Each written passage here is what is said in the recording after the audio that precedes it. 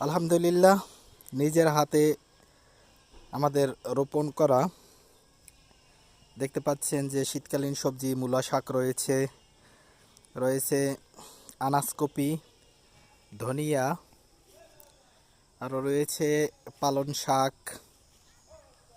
লাল শাক ছিল, আমরা লাল শাক উঠিয়ে ফেলেছি। রয়েছে সরিষা শাক, ভাটি শাক, আরও রয়েছে আপনার পাতাকপি, যদিও ছোট এখনো দেখা যাচ্ছে না। এ হচ্ছে আমাদের নিজেদের শখের শীতকালীন সবজি।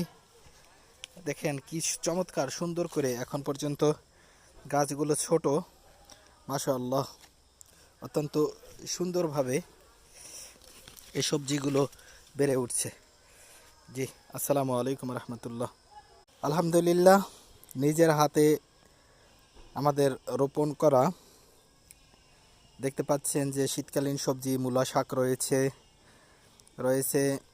আনাসকপি, ধনিয়া, আরও রয়েছে পালং শাক। লাল শাক ছিল, আমরা লাল শাক উঠিয়ে ফেলেছি। রয়েছে সরিষা শাক, ভাটি শাক, আরও রয়েছে আপনার পাতাকপি, যদিও ছোট এখনো দেখা যাচ্ছে না।